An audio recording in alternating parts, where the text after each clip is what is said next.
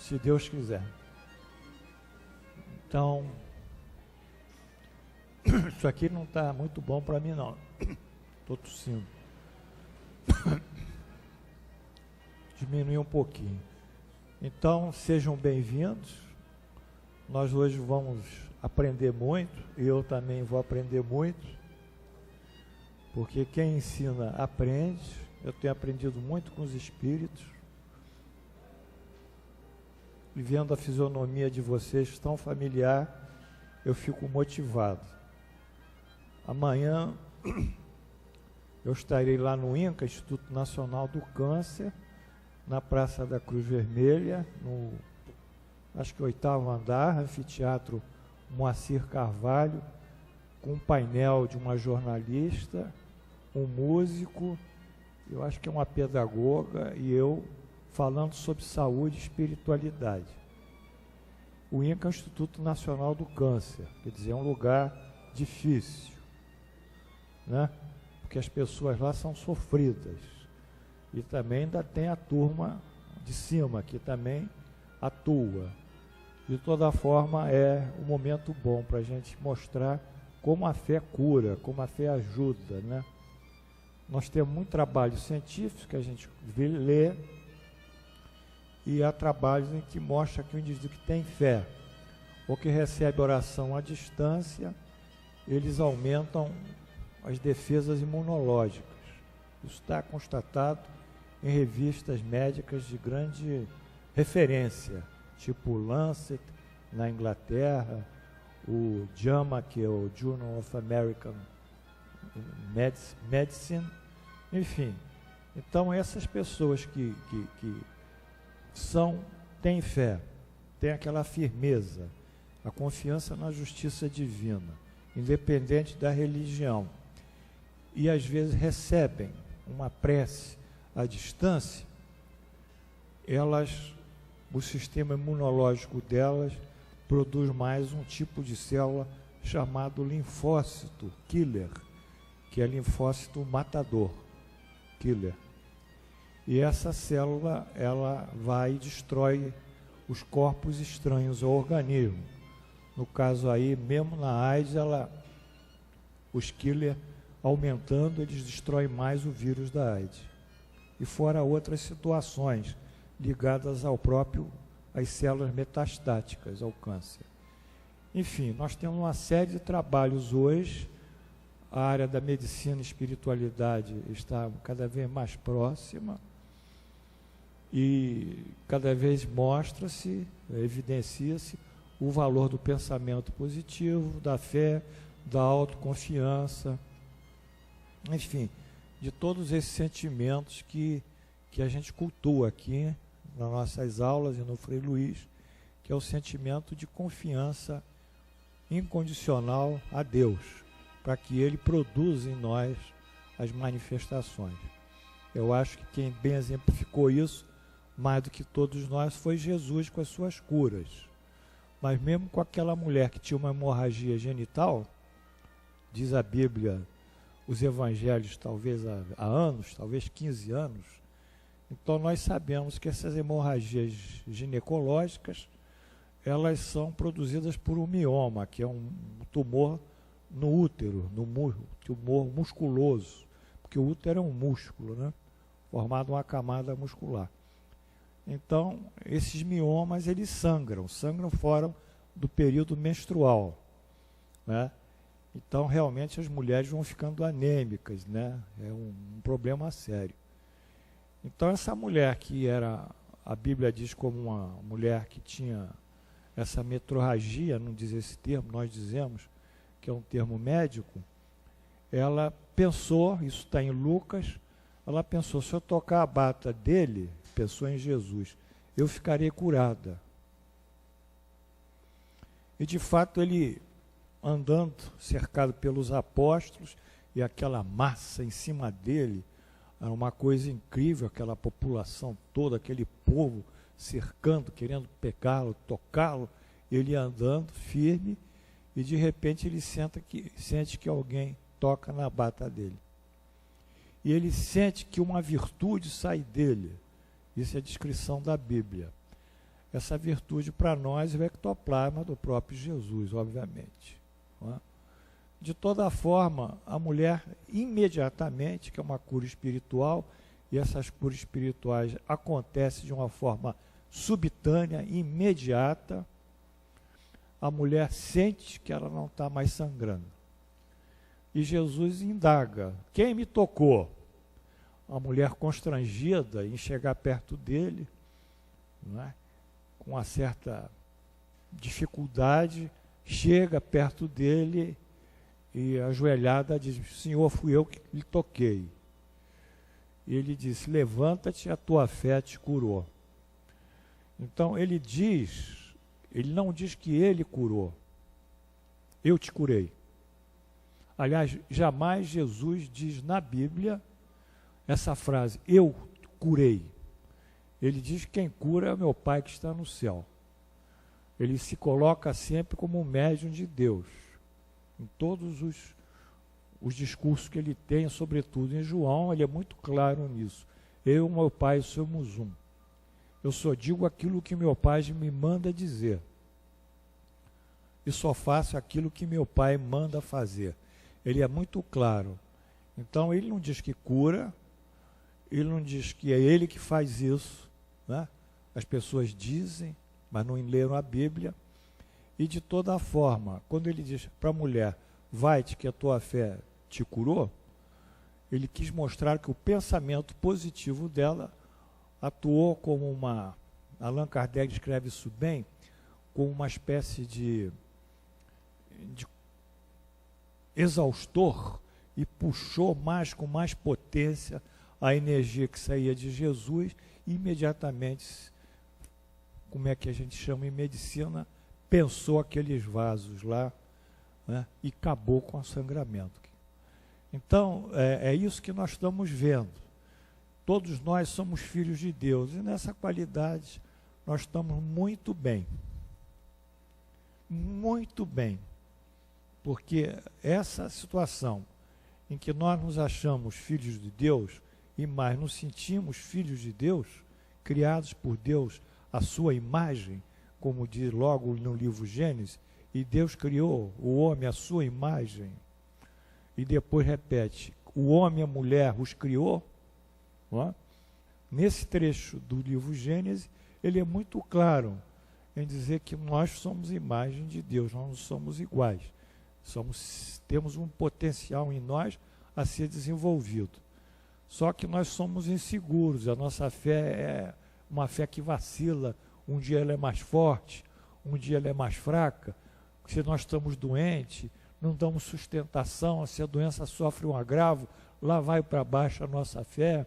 Se a doença melhora, a nossa fé se fortalece. E essas subidas e descidas é que nos dão essa insegurança. A fé tem que ser contínua, constante e naquele pulso, naquela firmeza, para que as coisas sejam realizadas. Então, basicamente é isso. Eu poderia falar mais para vocês, mas vamos abrir a nossa aula com a nossa prece.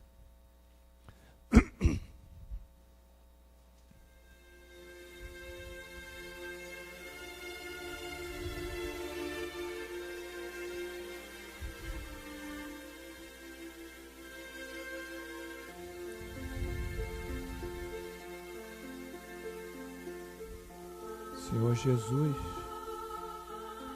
mestre e guia,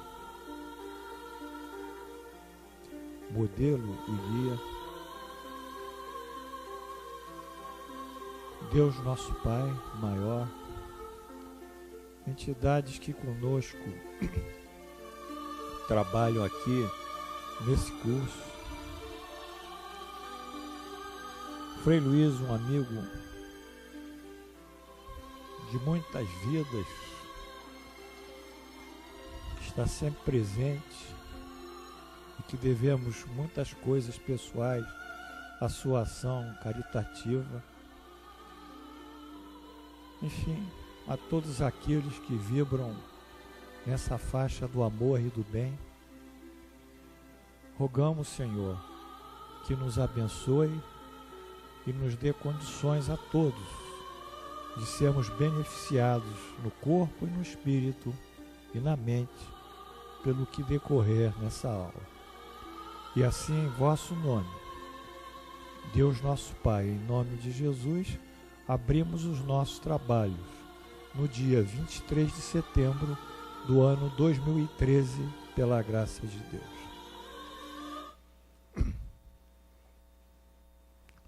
Na aula passada,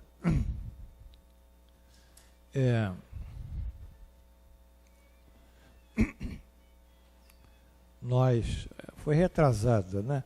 Nós trabalhamos esse item aqui. Eu queria que o Vanderlei ou a Milka, quem estiver lá, abra a segunda página. Trabalhamos a reencarnação.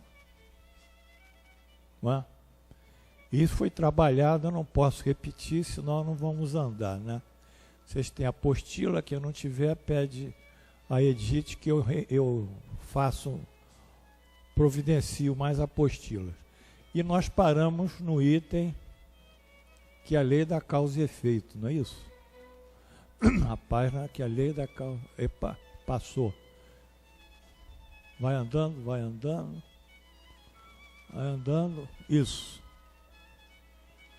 Paramos nesse item, que é um apêndice, lei da causa e efeito. Está faltando um F ali, né? E sua influência sobre destino reencarnatório. Nós aprendemos que a nossa reencarnação, o nosso próprio destino, ele está estruturado na justiça divina. Como os átomos, as partículas elementares da matéria, toda a criação, mineral, vegetal, do reino animal, está estruturada nessas leis divinas. E nós, como criaturas de razão, que somos únicos, na criação divina, que temos uma razão, temos uma inteligência privilegiada em relação às demais criações, nós então submetemos essas leis divinas e cujo o efeito dela será sempre a lei da causa e efeito. Assim sendo, nós vamos construir o nosso destino. Se nós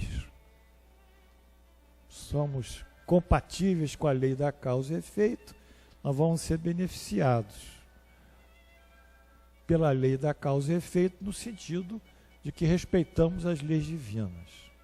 Se nós desrespeitamos a lei divina, vamos ser prejudicados, isso pela lei da causa e efeito.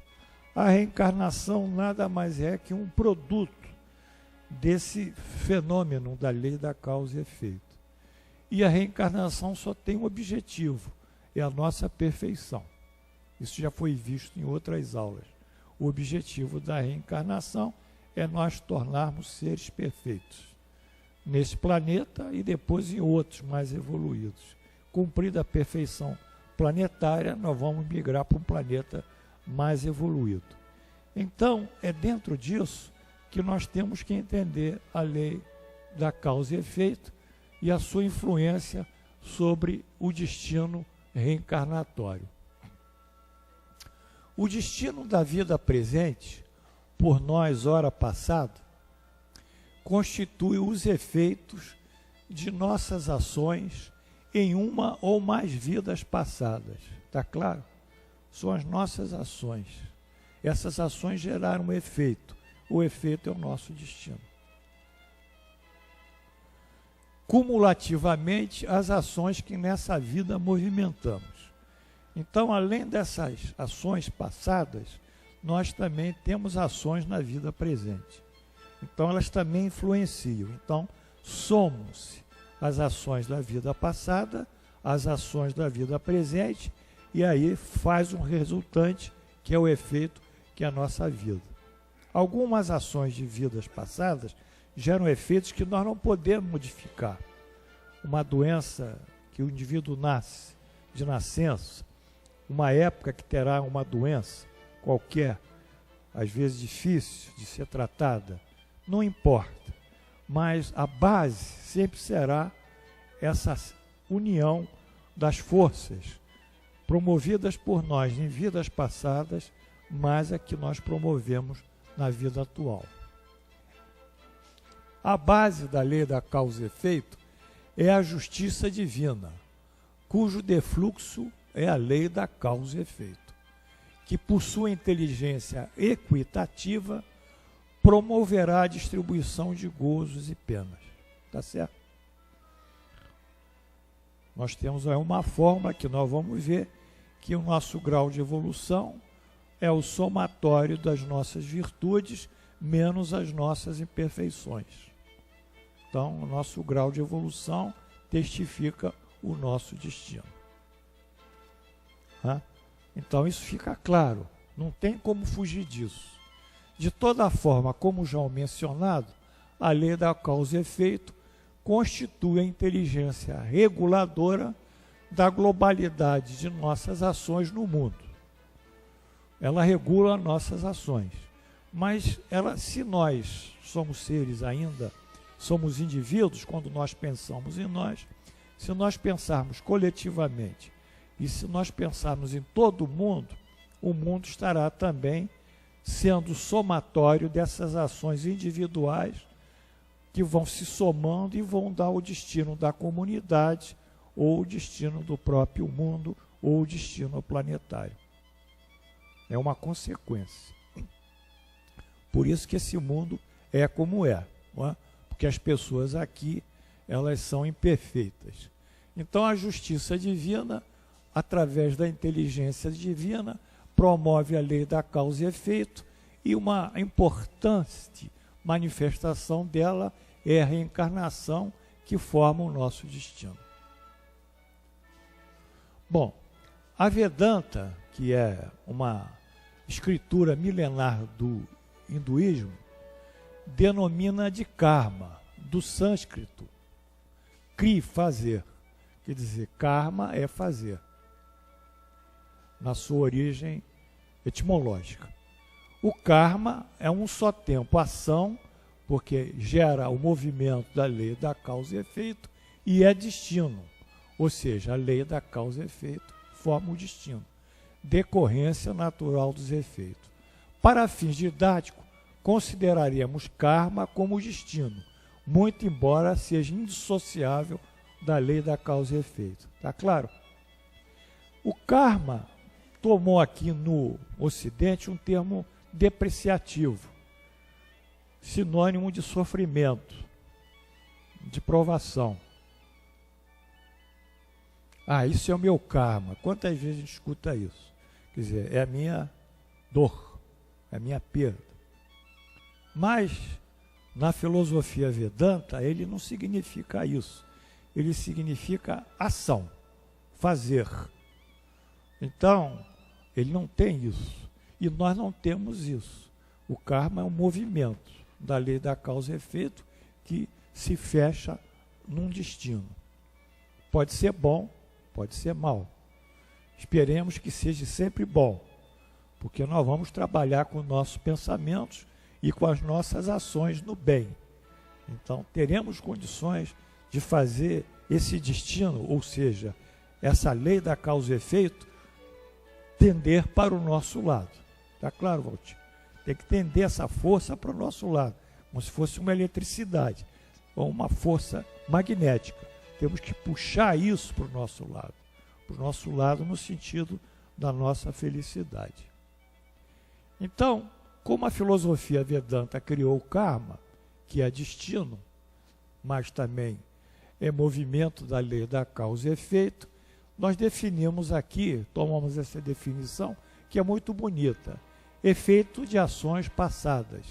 Isso aqui é do hinduísmo, não é do espiritismo, mas os dois se coincidem, né, nas suas compreensões do destino.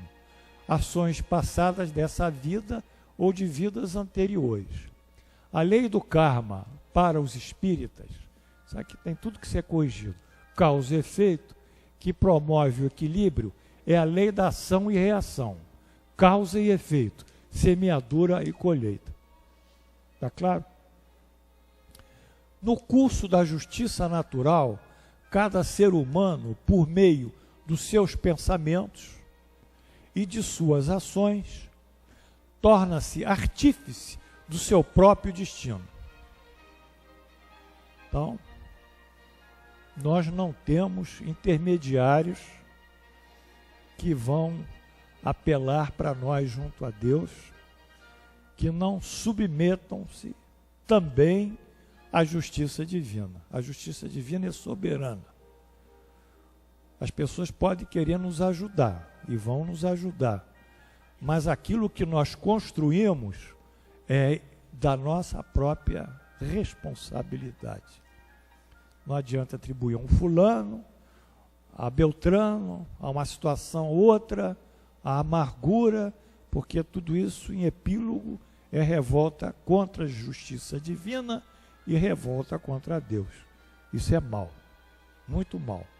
Essas queixas em relação ao que nós estamos passando.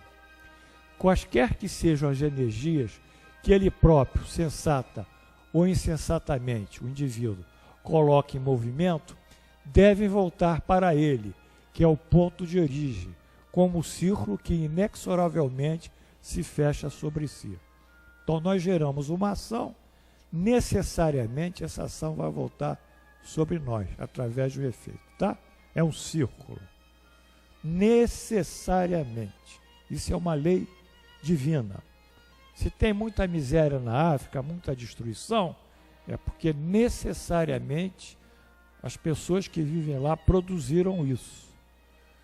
E ainda produzem. Mas nós temos que fazer o possível para minimizar o sofrimento dos outros. Nós não temos que ficar dizendo que é o problema dos outros, que é o destino dos outros, que ele está sendo castigado por isso. Isso é falta de piedade, de misericórdia e de caridade. Por mais difícil que seja o destino do indivíduo, nós temos o dever, ou a virtude, melhor dizendo, de tentar minorar o seu sofrimento e não julgá-lo. Porque Jesus foi muito claro, não vim para julgar, eu vim para salvar. E cada um será julgado por suas palavras, pelo meu Pai que está no céu. Então ele é claro, diz que a lei de Deus é que julgará cada um. Ele é muito claro, ele é muito sábio. Então não há como sofismar. Bom, coloca em movimento, voltar e se fecha sobre si mesmo, esse círculo. A compreensão do karma como lei da justiça serve para libertar a mente humana do ressentimento contra Deus e o homem. Quantas pessoas estão se queixando que se Deus mesmo existisse, ele não permitiria acontecer aquela tragédia? Quantas pessoas estão se manifestando com indignação contra o seu próprio destino, que é um destino duro? Quantos? Milhões. Quantas acham que alguma intervenção do mundo melhorar os seus destinos, quando a intervenção tem que partir dela própria?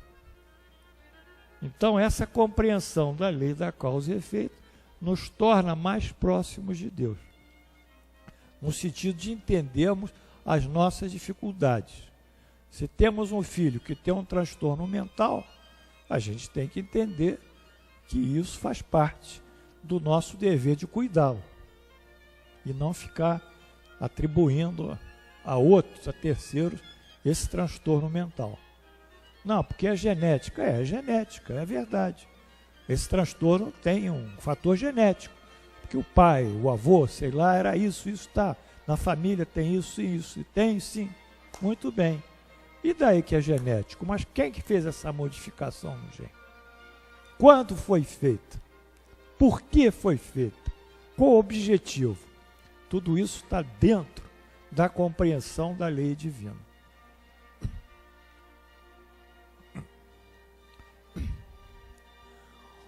O karma de uma pessoa segue a encarnação após a encarnação, até que se cumpra ou seja sublimado espiritualmente. Então é o problema da reencarnação. Nós vamos reencarnar até esgotarmos as imperfeições que existem neste mundo. Aí não precisaremos voltar para este mundo. As ações cumulativas dos seres humanos, isso é importante a gente saber, viu, Jorge? Em suas comunidades, nas nações ou no mundo como um todo, constitui o karma coletivo, que produz efeitos locais ou de ampla extensão. Pensamentos e ações de cada homem, portanto, contribuem para o bem ou mal do mundo e de todos os povos que nele habitam. Isso está aqui, esse gráfico aqui, eu queria que subisse mais. Não, agora subiu demais, não dá aí não, né? Então vamos começar aqui com, começar com essa cebola. Pode subir um pouquinho a cebola? Pode diminuir também, né? Foi? Mais um pouquinho. Tá bom. Então aqui, isso que nós temos que entender. Eu dei vontade de me ajoelhar, porque a televisão, ela descarrega pensamentos negativos. Aquele sistema que tem lá, que eu não quero dizer o nome, não beneficia a nossa sociedade, é uma mentira, prejudica, porque utiliza a mídia que tem o poder para dificultar a nossa vida, que são só tragédia e desgraça. Não tem uma coisa boa ali. E nós temos até que desligar a televisão, que aquilo é indigesto. Fora quando vai no restaurante, tem que ficar vendo aquilo, porque todo restaurante tem televisão. Eu agora só vou num restaurante que eu posso sentar de costa para a televisão, pelo menos eu me defendo. Bom, então a gente vê, a ação isolada do homem dá o destino individual dele. Tá certo, Glorinho? Ação isolada nossa, ao nosso destino.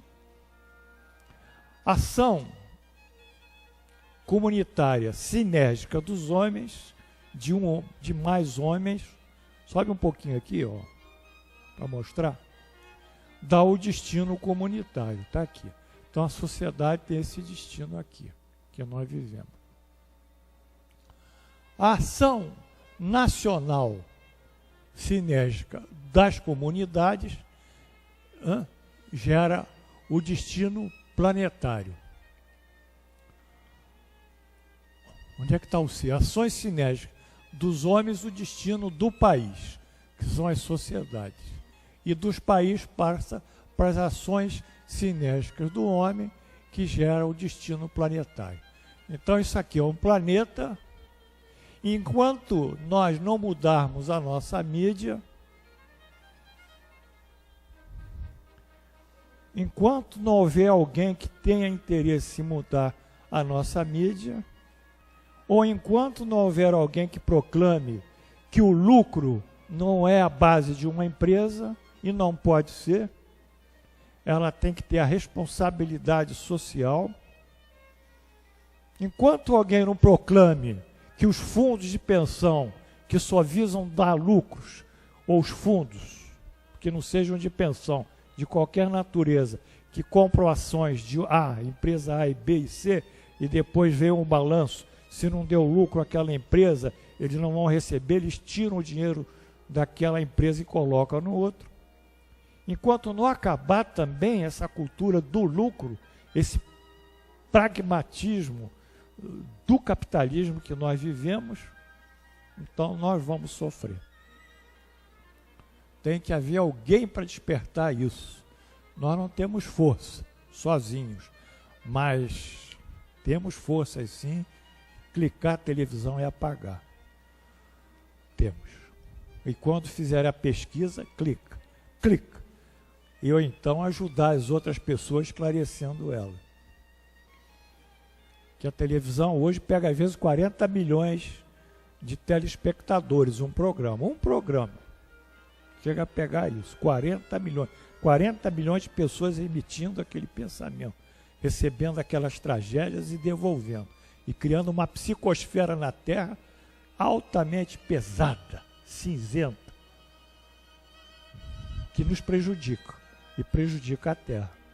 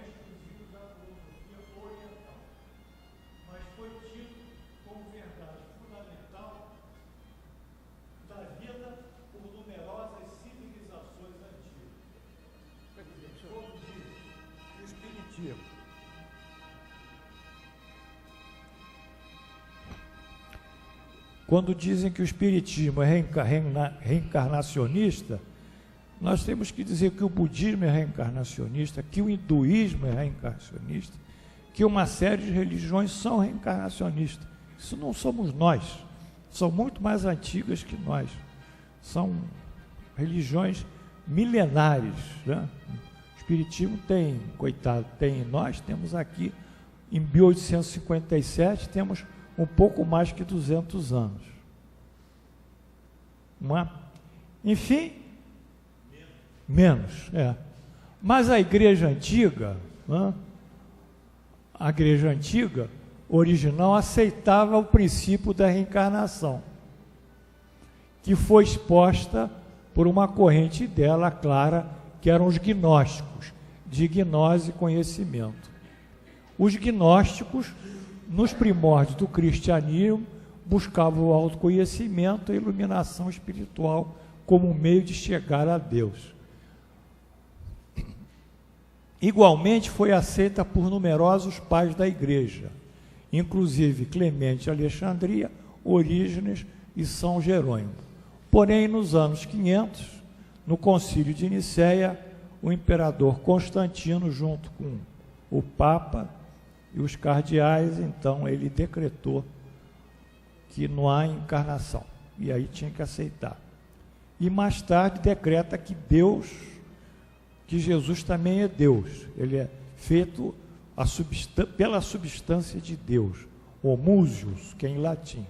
Então coloca Jesus ora como Pai, ora como Filho, ora como Deus, ora como Filho de Deus.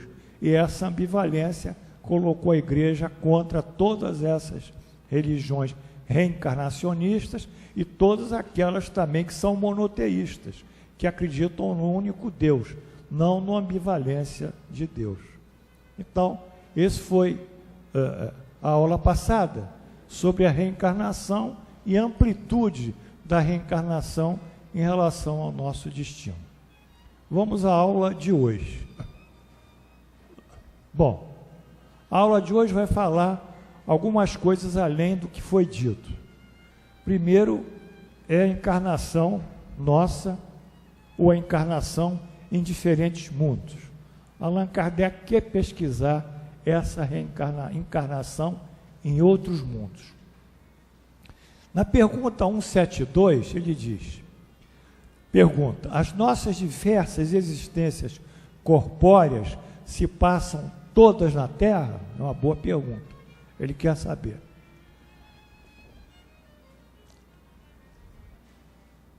Não, o Espírito responde, mas nos diferentes mundos. As que passamos na Terra não são as primeiras nem as últimas, viu? Não obstante sejam as mais materiais e distanciadas da perfeição.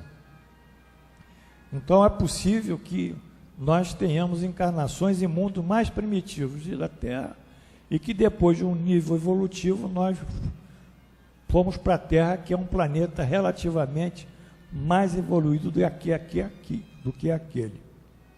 Mas o que ele diz, e nós vamos ver nos comentários, como se vê a Terra, constitui um dos planetas mais atrasados, ou seja, mais materiais.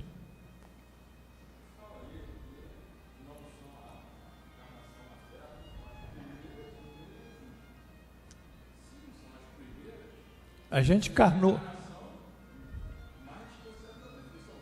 Não. Nós encarnamos em mundos mais primitivos que a Terra. Evoluímos um pouco e viemos encarnar na Terra.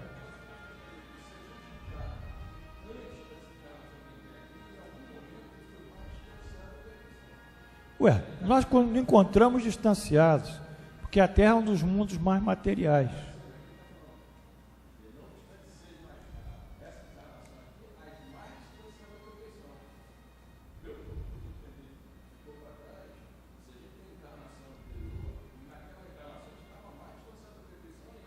É verdade. Mas aqui na Terra mesmo a gente pode ter reencarnado também, sem precisar encarnar em outro mundo. Mas de toda forma ele quer classificar a Terra como um planeta atrasado, o espírito. Ou seja, mais materiais. Aí ele classifica. Vamos ver o que Allan Kardec diz no Evangelho segundo o Espiritismo sobre isso. Muitos se admiram que na Terra haja tanta maldade e tantas paixões grosseiras. Todo dia a gente está vendo isso, né, Rosane? Hein? Ô, Rosane, acorda. Hein? Tá bom. Então, todo dia nós estamos vendo isso. Maldades, paixões grosseiras, só abrir o jornal. Né? Tantas misérias e enfermidades de toda a natureza. E daí concluem que a espécie humana bem triste coisa é. Provém esse juízo do acanhado ponto de vista em que se colocam os que o incitam, o que lhes dá uma falsa ideia do conjunto. Deve-se considerar que na Terra não está a humanidade toda, mas apenas uma pequena fração da humanidade. Com efeito, a espécie humana abrange todos os seres dotados de razão, que povoam os inúmeros orbes do universo. Então, todos aqueles que têm um princípio inteligente são criaturas específicas de Deus e constituem um estágio da humanização nossa. Depois nós vamos entender o que é humanização. Então, a humanização gera a humanidade. A humanidade não está só na Terra. São todos os seres que têm razão, são chamados humanos. Ora, o que é a população da Terra em face da população total desses mundos? Muito menos que de uma aldeia em confronto com um grande império. A situação material e imoral da humanidade terrena nada tem que espante, desde que se leve em conta a destinação da terra e a natureza dos que a habitam. Então, o que passa aqui não tem nada de extraordinário, se compreendemos o objeto para que nós encarnamos e o tipo de planeta que nós vivemos. Faria dos habitantes de uma grande cidade falsíssima ideia que eu julgasse pela população dos seus quarteirões mais ínfimos e sórdidos.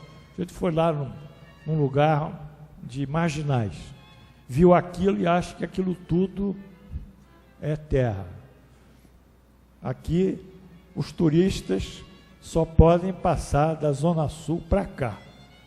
Quer dizer, o Sumaré ali onde está o Cristo divide os limites para os turistas. Então os turistas acham que o rio é muito bonito. Mas quem atravessa ali o Sumaré e começa a ir para a Praça da Bandeira, etc., e vai subindo, e vai para a Baixada, e vai para lá, e como eu vou, Belfort, Belfort Roxo, né? Austin, Queimados, e antes Nova Iguaçu, São Gonçalo, então São João do Meriti, então vê, e não precisa, vai ver uma comunidade. Então, não se pode julgar, o turista só vai por ali. E aqueles passeios turísticos também só vão por ali. Então eles acham que é isso que é o Rio, mas o Rio, para quem mora, é mais do que isso, né?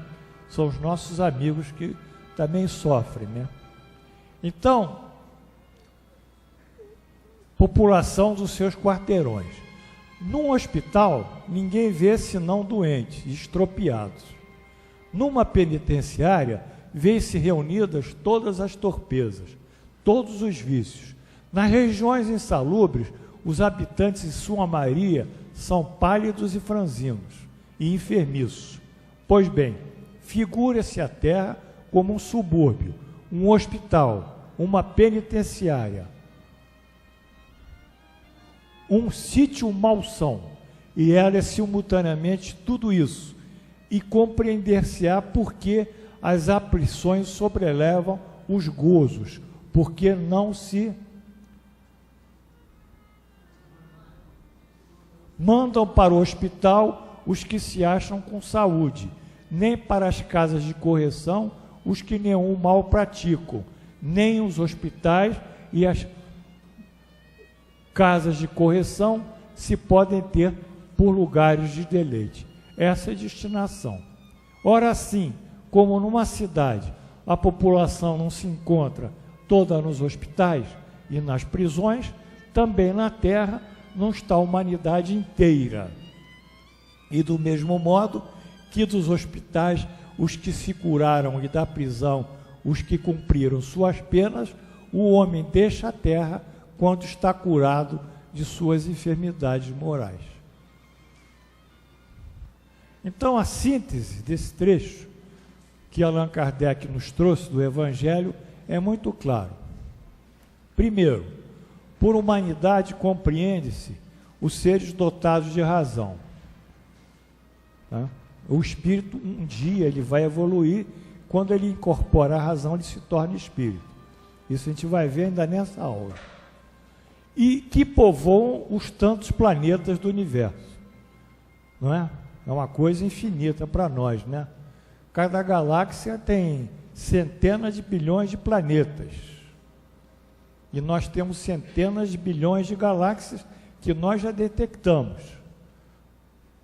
Enfim, então, nós não podemos nem quantificar isso. A destinação da Terra é servir de polo de encarnação dos seres imperfeitos. É o tal do hospital, o tal da penitenciária, o tal do sítio malsão. Daí nela prevalecerem as penas e os sofrimentos sobre os gozos e os prazeres. Ou seja, o mal é maior que o bem nesse planeta. Vencidas as imperfeições, os seres migram para planetas moralmente mais avançados. Então esse é o caráter revolutivo nosso, que vai aparecer também em outras perguntas, e o perfil de habitantes humanos, né, da humanidade que ocupa a Terra. Allan Kardec pergunta: a cada nova existência corpórea, a alma passa de um mundo para o outro, ou pode viver muitas vidas no mesmo globo? Ou seja, ela pode passar da Terra para um outro planeta, ou muitas vezes só reencarnar na Terra. Pode viver muitas vezes no mesmo globo, isso é, na Terra, se não estiver suficientemente adiantada para migrar para o mundo superior. Aqui faltou também, ou suficientemente adiantada para migrar para o mundo inferior, ou suficientemente imperfeita para migrar para o mundo inferior à Terra, como degredo, como pena. Não é? Bom, tudo isso Allan Kardec nos diz no livro Céu e Inferno, ou A Justiça Divina segundo o Espiritismo, que eu aconselho vocês lerem, que é o Código Penal da Vida Futura. Está lá, vocês têm que ler isso. Isso é muito importante, o Código Penal da Vida Futura. Bom, diz assim no número 4, em virtude da lei do progresso, que dá a toda a alma a possibilidade de adquirir o bem que lhe falta. Então, o Deus é misericordioso, Deus não fecha a porta, Deus, como diz o profeta Ezequiel, eu não quero a punição, mas sim que o meu filho se corrija. Então, sempre há uma oportunidade de nós repararmos o mal que fizemos, como o de despojar-se do que tem de mal, conforme o esforço e a vontade próprios. Temos que o futuro é aberto a todas as criaturas. Enfim, não há aqui o caráter das penas eternas. A lei do progresso nos impulsiona, queira ou não, a nossa própria evolução moral, no sentido da perfeição. De toda forma, o adiantamento da alma constituirá a decorrência do seu próprio esforço, ou seja, do seu livre-arbítrio, para buscar a perfeição concordantemente à lei do progresso. Então, a alma tem o livre-arbítrio. E o livre-arbítrio é um atributo da própria humanização, quando o espírito se torna espírito. Podemos, então, reaparecer muitas vezes na Terra? Aí o espírito responde, certamente, e nós temos muitas encarnações na Terra. Podemos voltar à Terra depois de ter vivido em outros mundos? Seguramente. É provável que já tenhas vivido em outros mundos e na Terra. Quer dizer, há uma migração planetária de um planeta por outro, também atingindo esse nível aqui da evolução, o sentido da evolução. Então, esse esquema aqui, ele identifica aqui está a Terra, aqui estão os outros mundos, há mundos mais evoluídos e há mundos menos evoluídos em relação à Terra. Na possibilidade A, a reencarnação na própria Terra, está aqui, fica na dependência evolutiva para o indivíduo superar o espírito, as atrações materiais do planeta e para resgate das transgressões da lei divina. Então ele fica aqui nesse ciclo de reencarnação, encarnação, desencarnação. Allan Kardec diz muito bem um texto dele, né? Que ele diz: naître, vivre, renaître encore. Tal c'est la loi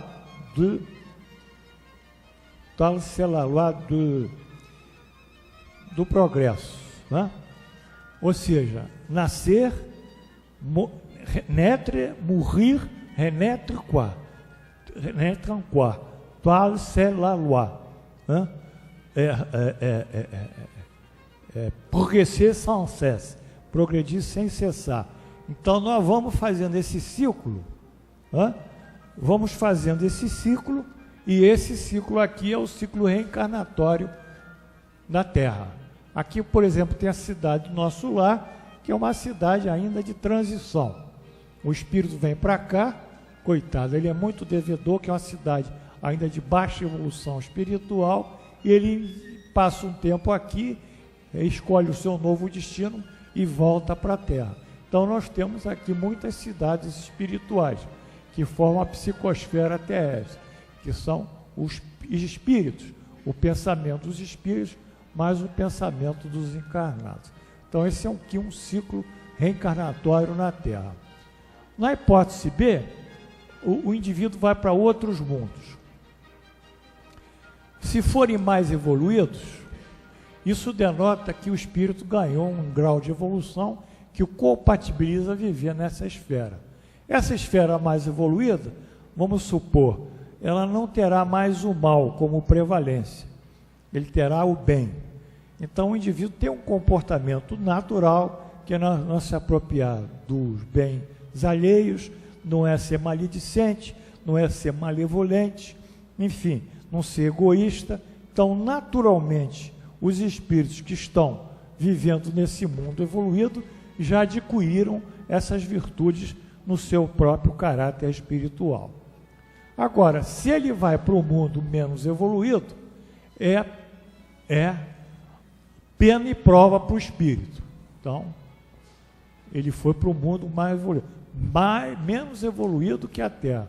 Ele é punido, porque ele volta a uma situação muito primitiva, como os homens primitivos que viveram na Terra. Ele vai ter que usar a sua inteligência para ativar aquela comunidade, agora não tendo o poder que tinha. Então, essa transição é importante que nós conheçamos, porque nós ficamos só ligados a esses conceitos que no dia a dia são ditos na casa espírita, que não são efetivamente representativos daquilo que os espíritos superiores nos ensinaram. Se há uma reencarnação na Terra de espíritos mais evoluídos, que é a letra C para cá, isso também constitui uma pena para esses espíritos que estavam aqui, que é um país sem egoísmo, sem orgulho. Então, um planeta sem egoísmo, sem orgulho, ele manifestou o orgulho e o egoísmo, ele volta para a Terra como um estado punitivo. E, finalmente, a reencarnação na Terra de espíritos menos evoluídos, que é a letra D, enfim, denota a evolução desses espíritos que saíram de um nível inferior para um grau relativamente superior. Portanto, nós podemos fazer essa pequena equação. A soma das virtudes, somatório das virtudes, menos as imperfeições, vai dar o nosso grau de evolução. Então, na Terra e na lei divina, tudo está muito bem equilibrado. Por isso que muitas pessoas não entendem o espiritismo. Ou por isso que muitas pessoas que vão na casa espírita só buscam os fenômenos, são curiosas.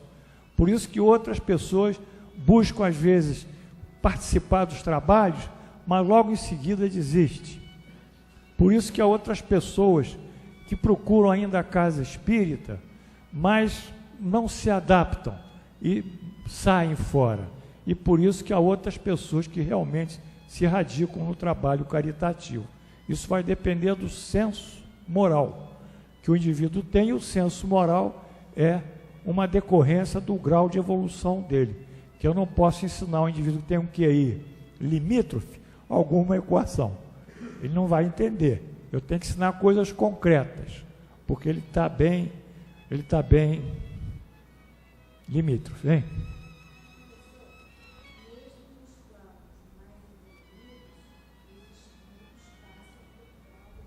Claro, isso é infinito, a imperfeição, claro. As provas são diferentes, né? São diferentes as provas, mas sempre será um passar de testes, não serão cruentas, não teremos guerras lá, né? Destruições como nós vemos, homicídios, essas coisas. Teremos outro tipo de prova, não teremos doenças incuráveis ou intratáveis, teremos outro tipo de prova. Então, a própria prova denota que o espírito se sujeita também à contrapartida do seu grau de evolução. Então, eu estava falando em relação à casa espírita. Então, quando o sujeito chega, a gente quer passar aquelas ideias, o sujeito não entende nada. E nós temos que saber que ele não tem esse grau de evolução para isso. Isso acontece até na nossa casa, às vezes, porque os nossos familiares não entendem nada do que nós fazemos. E acha que nós somos o quê? Sonhadores, estamos fora da realidade, que o mundo é outra coisa, né? Que os valores são outros. Então, esse senso moral, que é um atributo da evolução, vai dar uma compreensão do espírito para entender efetivamente o que os espíritos superiores passaram e sobre essas leis. Bom, Esta é uma resposta que os espíritos podem encarnar em outros planetas e virem de outros planetas, que muitos deixa perplexos. Como? Eu já vivi em outros planetas, isso nunca, para nós, é alguma coisa estranha. Isso é possível? Pensava que o ciclo encarnação, desencarnação, terra, mundo espiritual, circunjacente, estivesse restringido à polaridade. Terra, mundo espiritual, circunjacente. Essa polar que está faltando um hífenzinho. Então a gente pensava que só o nosso espírito estava só reencarnando na Terra. E nunca pensamos que poderíamos vir de outro planeta ou irmos para outro planeta. Bom, mas essa indagação já se encontra em parte respondido pela pergunta 607, letra B do presente livro. Bom, esse item é o item mais importante da aula. Eu vou pedir ao Amilcar para ligar o ar que está esquentando e quero que vocês respirem, que se alguém tiver teve um dia estressante, cansativo, esse item é o item que vale a aula. É a pergunta 607 do Allan Kardec no Livro dos Espíritos.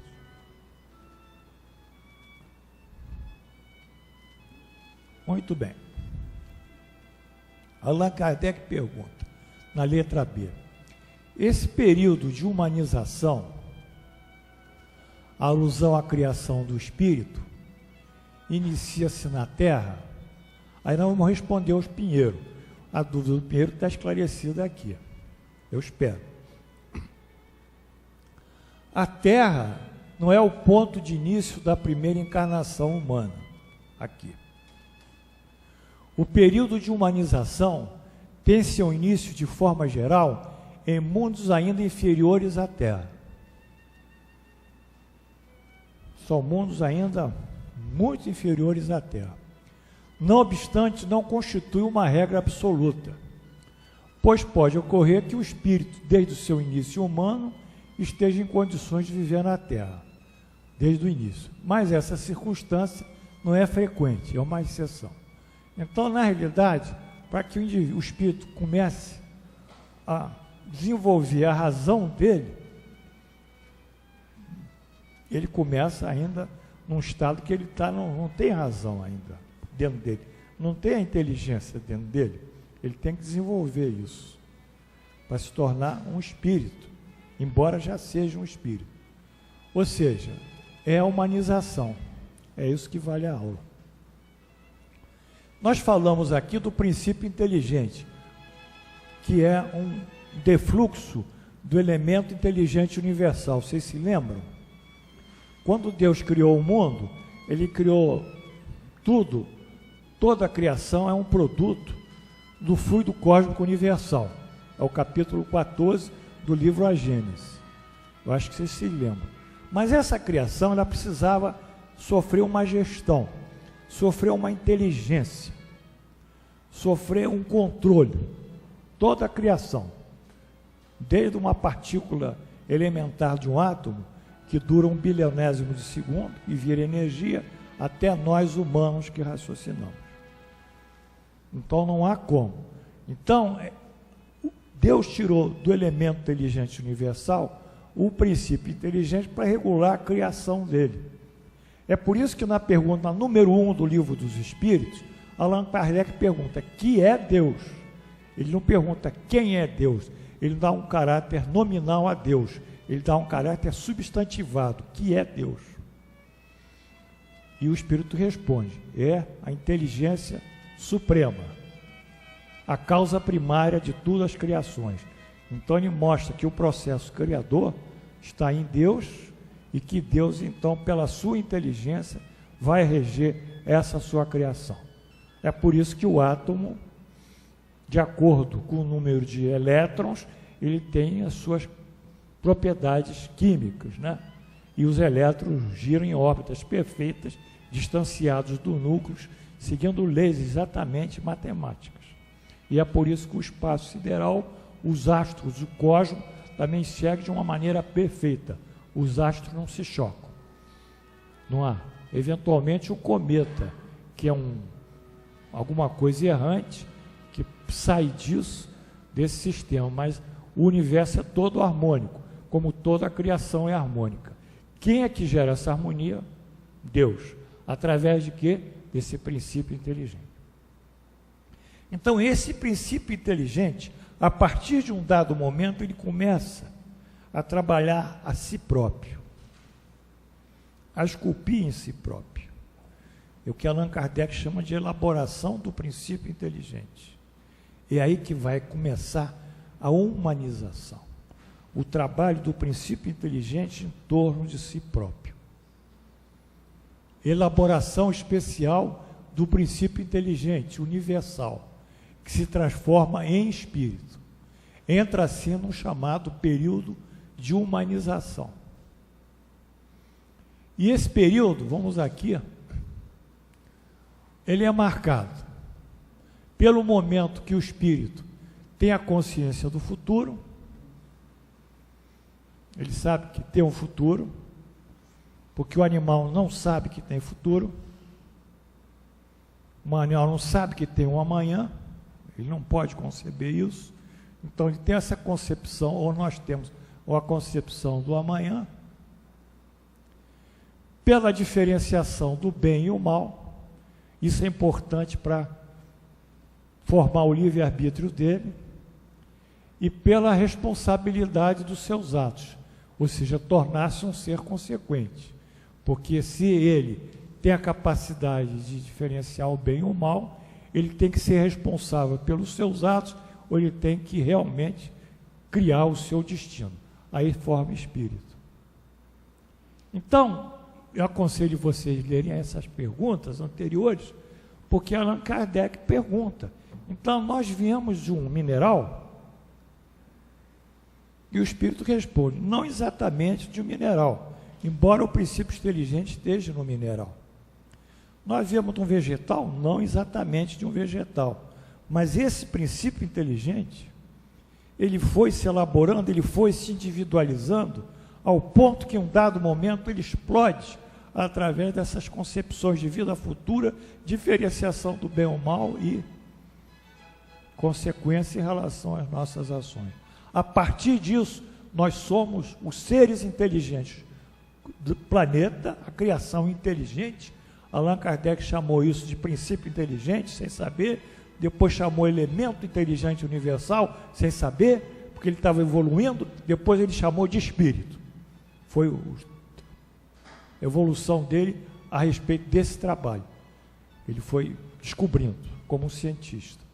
Então, os espíritos somos nós.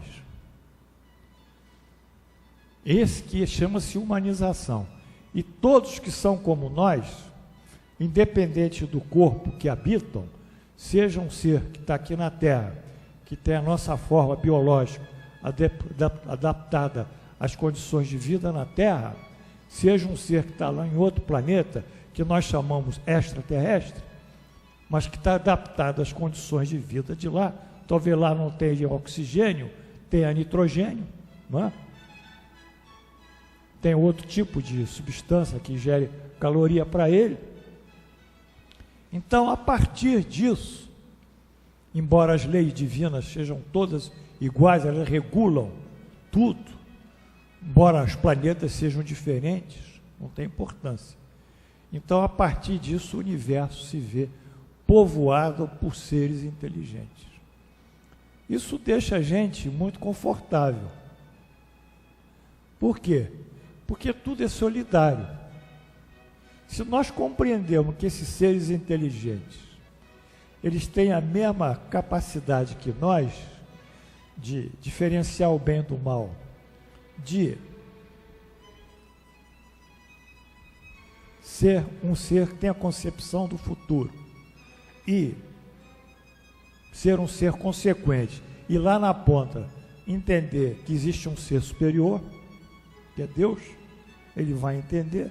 Então, todos no universo pensam basicamente dessa maneira e, portanto, nós temos a lei da solidariedade. Se nós somos um planeta mais avançado que a Terra, e nós podemos ver o que se passa na Terra, nós vamos expressar uma tristeza, uma piedade, né? uma misericórdia pelo que se vê na Terra, a solidariedade de outros planetas. Não vamos intervir na Terra, porque nós somos já mais evoluídos e sabemos que os homens da Terra têm que resolver os seus problemas por si próprios, pelo seu livre-arbítrio. Nós não vamos entrar neles. Nós podemos aconselhá-los de alguma maneira no futuro, mas a decisão é deles e não nossa. Então, toda a humanidade, ou seja, todos os espíritos, eles têm esse critério de solidariedade. Bom, e é isso que mais tarde nós vamos ver, mas vamos voltar aqui. Passa então a ter o livre-arbítrio, que é o exercício dessa capacidade consciencial dele. E tem a pergunta, o comentário, a encarnação de um espírito que alcançou a perfeição. Também é possível. Neste caso, vem em missão destinada a acelerar o progresso moral da Terra. Há determinados espíritos que vêm de outro planeta ou de cidades espirituais muito mais avançados que nós, mas que têm a missão de acelerar o progresso. Né? Jesus talvez é o maior de todos, mas não é o único. Não é? Aqui para nós na Terra é o único, porque nós não temos concepção de um ser mais puro, mas nós não podemos dizer que outros planetas não tenham seres puros, seres crísticos. Bom, mas isso é uma especulação que não cabe aqui. Nós vamos ficar com Jesus. Voltar a viver na Terra é uma necessidade? Voltar a viver na Terra? Não. Mas se não progredirdes, poder ir para outro mundo, que não seja melhor, e que pode ser mesmo pior. Então nós vimos que aquele espírito que sai da Terra para viver num mundo inferior, perdeu as regalias, né? Comentário, o espírito comunicante fala aqui do chamado degredo, esse aqui, ó, vai para o mundo inferior. A migração compulsória do espírito, ou de coletividade de espíritos, para mundos moralmente inferiores, ou para mundo moralmente inferior. A semelhança de uma condenação penal entre os homens, cujos réus, vou falar no plural, são compelidos a viverem presos em terra longínqua, expulsos, que foram da sociedade em que viviam.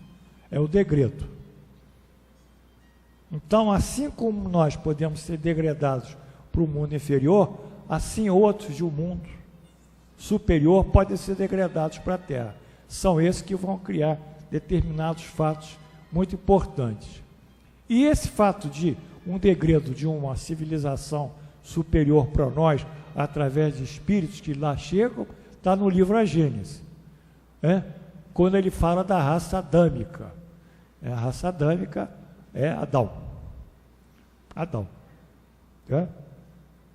De acordo com os ensinos dos espíritos, foi uma dessas grandes imigrações, ou seja, se quiserem, uma dessas colônias de espíritos vinda de outra esfera que deu origem à raça simbolizada na pessoa de Adão. E por essa razão mesma chamada raça adâmica.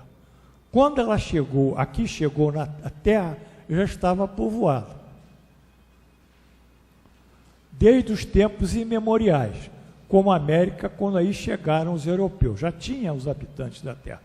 Mas perto da raça adâmica eles eram muito atrasados. Então eles foram mandados para cá.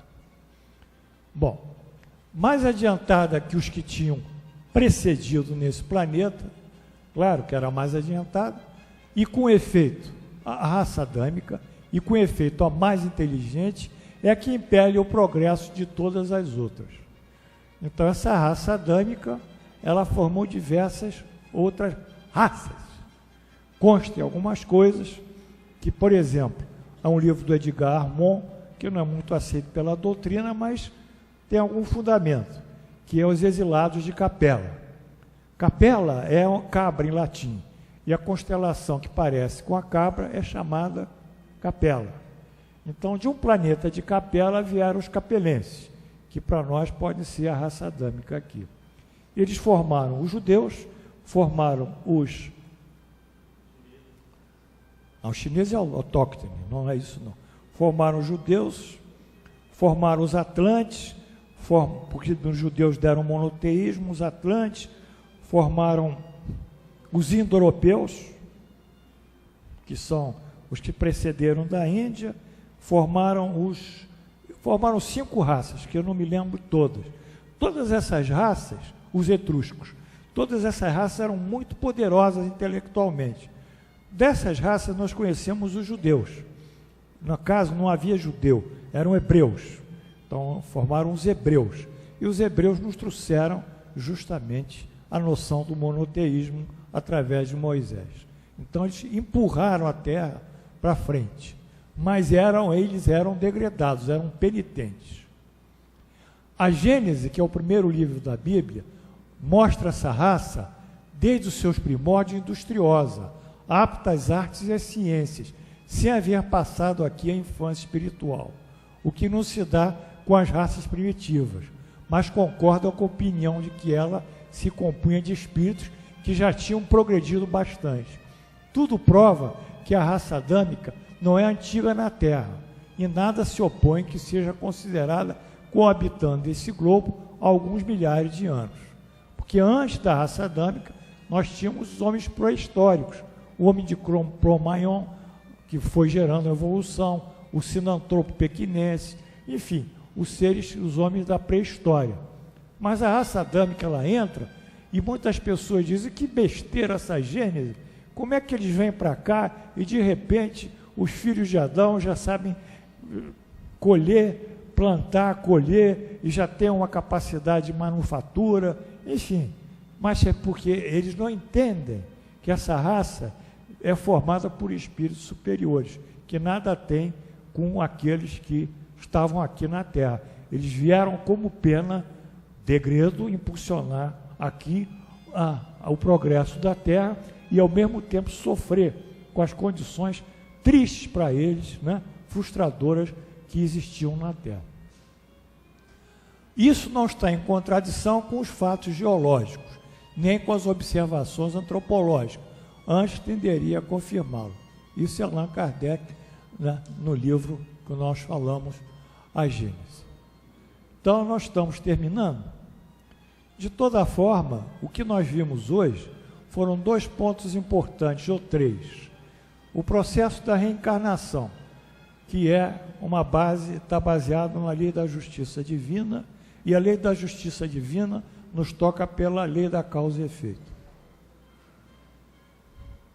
Vimos que a reencarnação é uma consequência dos nossos próprios atos, solitários atos,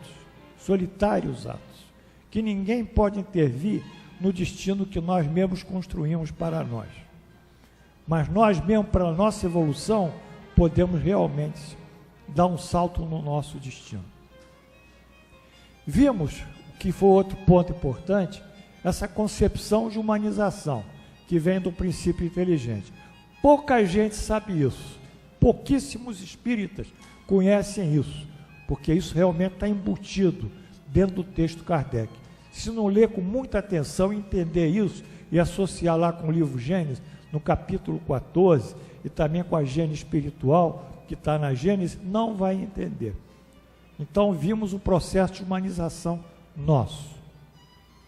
E vimos finalmente um reflexo de tudo isso, que são essas transmigrações planetárias que Allan Kardec também descreve na Gênese e que, de fato, nos levam a outros planetas, de outros planetas para cá, etc., mas sob a grande lei divina, que a grande regência é Deus, é a inteligência suprema e a causa primária de todas as coisas.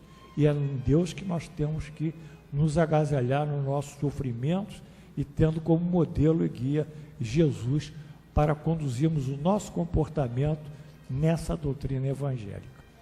Então, nós estamos encerrando a nossa aula.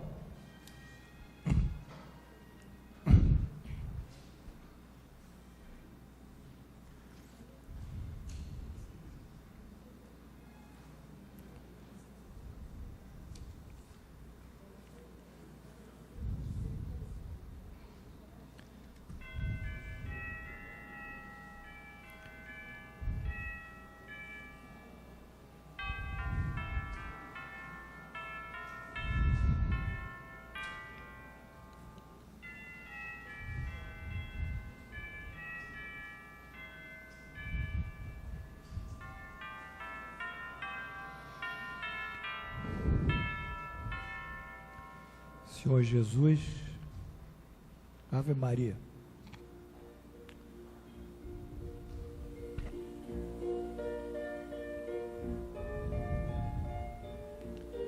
Envolve-nos no teu manto de luz, abraça-nos, ó Mestre, com amor que só tu tens. Deus nosso Pai, cuida de nós, teus filhos e filhas, emergentes da vossa criação. Inspira-nos através das bons espíritos e das boas companhias. Afasta de nós o mal, os maus espíritos e as más companhias. Enfim, Senhor, agasalha-nos cada vez mais nessa árvore tão frutífera do conhecimento espírita. Esteja conosco, todos estejam conosco, com os alunos,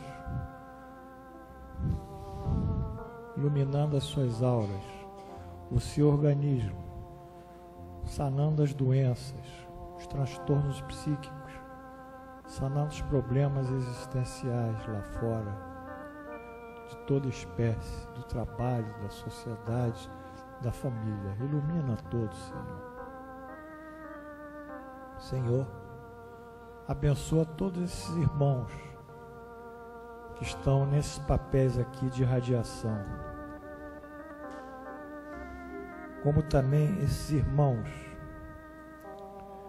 que estão aqui em separado, que nós tocamos as mãos. Senhor, abençoa o Ângelo Rogério Esteves, 41 anos, CSB 10 lote 8, 204, lá em Taguatinga, Sul, Brasília. Hoje faz 41 anos o Rogério, no dia 23, filho da nossa aluna. E aqui eu peço também pelo meu filho Alexandre, que hoje faz também anos, só que é mais velho que o Rogério, faz 43 anos. Rogério, Ângelo, Rogério e Alexandre, dois rapazes que lutam pela vida e pela determinação de serem honestos.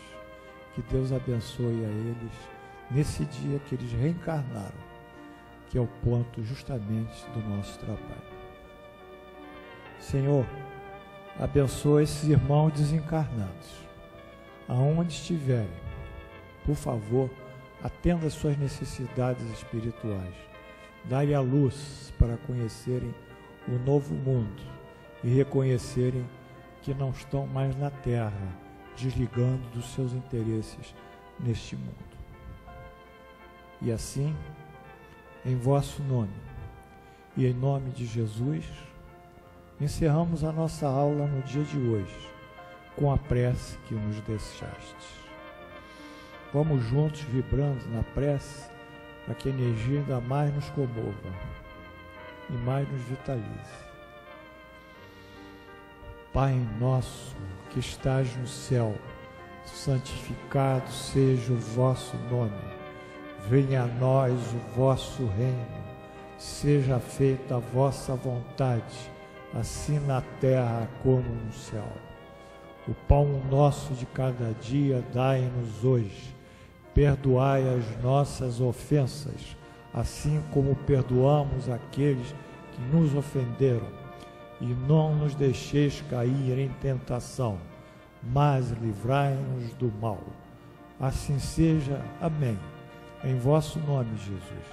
E em nome de Deus Onipotente, encerramos a nossa aula, nesse dia tão feliz, 23 de setembro do ano 2013.